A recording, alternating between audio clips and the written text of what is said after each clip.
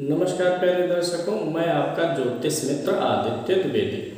आज आपको एक नए विषय वस्तु के बारे में जानकारी देने वाले हैं। उसके पहले अगर आप अपनी जन्म कुंडली पर परामर्श चाहते हैं, अपनी कुंडली से संबंधित प्रश्नों के उत्तर और खराब ग्रहों के व खराब दशाओं के उपाय आदि के बारे में जानना चाहते हैं, तो आप कॉल कर सकते हैं 7800771770 पर। कॉल करके अपॉइंटमेंट और शुल्क आदि के बारे में जानकारी ले सकते हैं।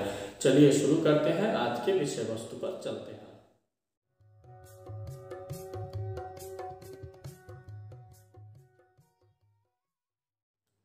तो आज का विषय हमारा है, अगर आप नौकरी करते हैं या व्यवसाय करते हैं तो नौकरी और व्यवसाय में अच्छा समय कब आने वाला है। अच्छे समय से तात्पर्य होता है कि आपको धन लाभ हो। नौकरी में या व्यवसाय में धन लाभ होना ही अच्छे समय को माना जाएगा। इसके पहले कुछ अन्य विषयों पर आपको थोड़ी जानकारी देंगे ज्योतिष से संबंधित। जिसकी जन्म कुंडली में दसम भाव में, लग्न से गिन लेंगे, दसम भाव में केतु होता है। दसम भाव में केतु एक ऐसा ग्रह है जो हमेशा चलायमान रहता है। अगर दसम भाव में बैठ जाएगा तो दसवां भाव होता है रोजगार का, व्यवसाय का। तो केतु दसम में बैठ के व्यवसायिक अस्थिरता देता है। ऐसे व्यक्ति को जीवन में कई बार व्यवसाय में चेंजिंग होती है, कोई निश्चित व्यवसाय नहीं बन पाता है दसवें भाव में केतु हो तो दसम भाव का केतु व्यवसाय और नौकरी के लिए अच्छा नहीं माना जाएगा। इसके अलावा कुंडली में किसी भी भाव का स्वामी जहाँ बैठा होता है उस भाव का प्रभाव अधीन हो जाता है। उस भाव के उदाहरण से समझिए, जैसे ये नवम भाव है तो नवम भाव किसका होता है? भाग्य का। भाग्य देखते हैं।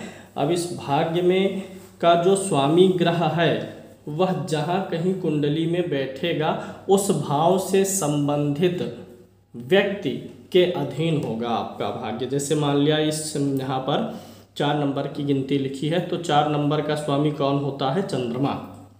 4 नंबर का स्वामी इस कुंडली में, उदाहरण कुंडली में भाग्य का स्वामी कौन है? चंद्रमा। स्वामी कौन है आप यहाँ नीचे देख सकते हैं।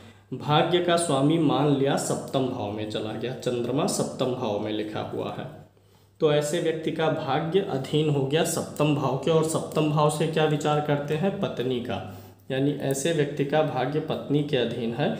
विवाह के बाद ऐसे व्यक्ति का भाग्योदय होगा। मान लिया इसी भाग्य का स्वामी पंचम में गया है तो पंचम क्या होता है? पुत्र का स्थान, तो पुत्र प्राप्ति के बाद भाग्योदय होगा। ऐसे मान किसी भी भाव का स्वामी, जैसे दसम भाव का स्वामी, अगर दसम भाव से व्यवसाय का विचार करते हैं, दसम का स्वामी ही आपके चतुर्थ भाव में आ गया, यानी आपके कार्य और व्यवसाय का अधीनस्थ कौन हो गया और किसके अधीन में हो गया? माता के। चौथे भाव से क्या विचार करते हैं? माता के। तो इस प्रकार से कर्म भाव और भाग्य भाव का स्वामी जिसके अधीन में गया है ऐसे व्यक्ति का सम्मान करना चाहिए। ऐसे व्यक्ति का सुख आपके जीवन में जब तक है तब तक उस भाव से संबंधित फल में वृद्धि होती रहती है।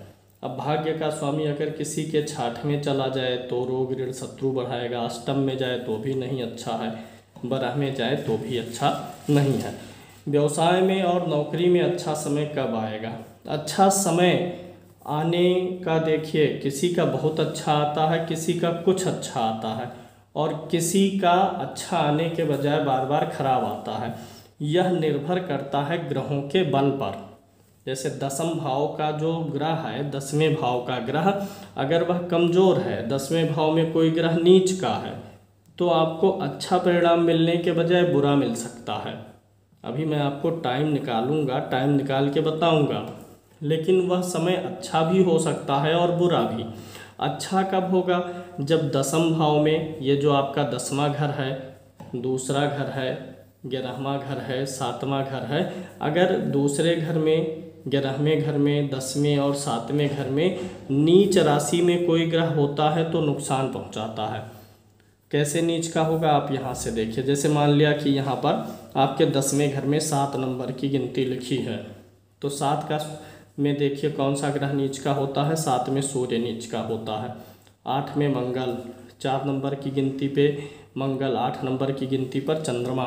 तो अगर धन भाव में सप्तम भाव में, रोजगार भाव में या लाभ भाव में नीच का ग्रह हो तो खराब रिजल्ट देता है।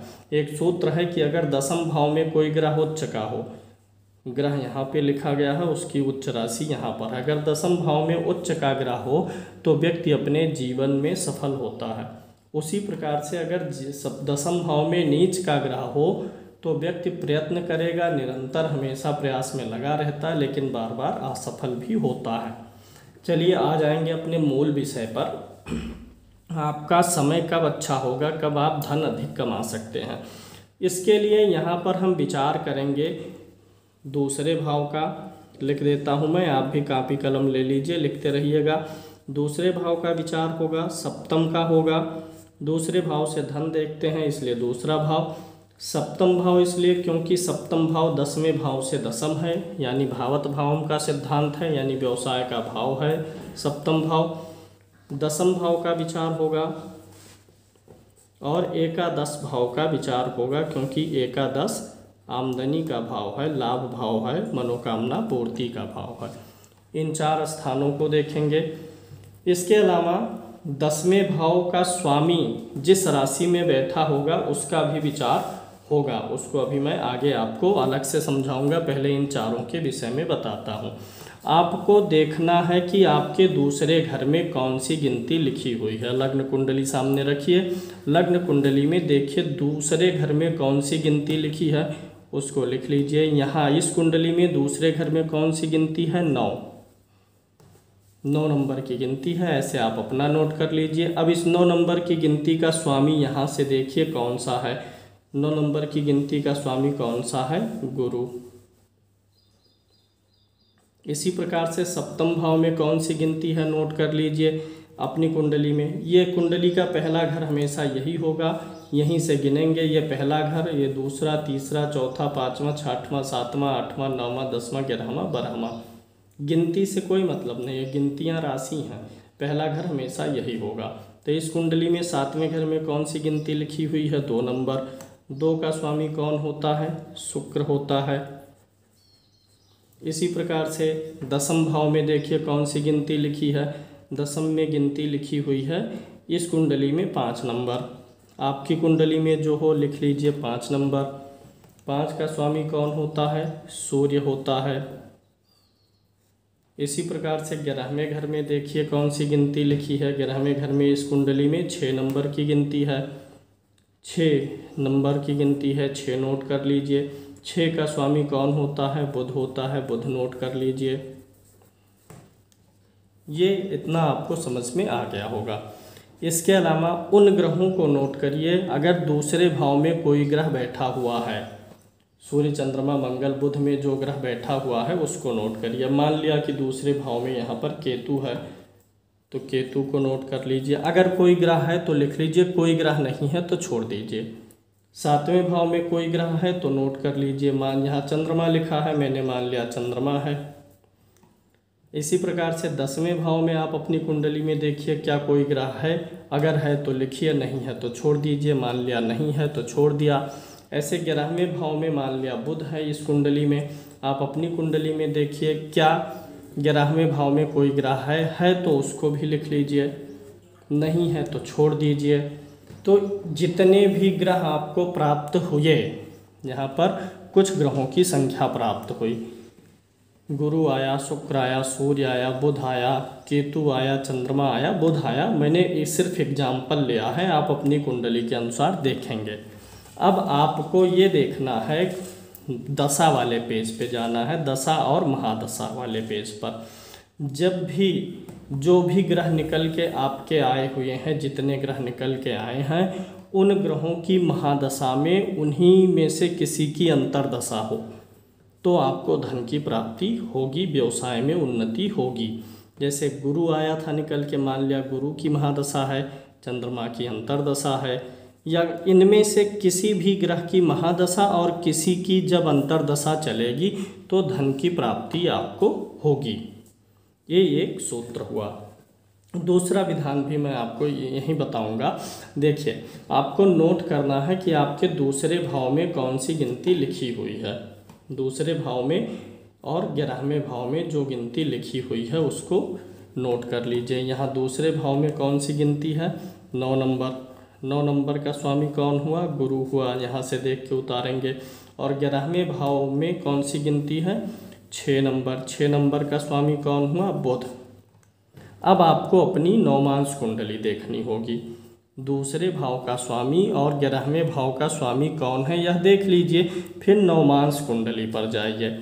नवमांश कुंडली में गुरु और बुध जहाँ बैठे हों, नवमांश कुंडली में गुरु बुध जहाँ बैठे हों, इसी को मैं 1 मिनट के लिए नवमांश कुंडली मान लेता हूँ समझाने के लिए। आप नवमांश कुंडली में देखिएगा, इसी को मैं नवमांश कुंडली मान लिया और गुरु मान लेता हूँ यहाँ बैठे हुए हैं।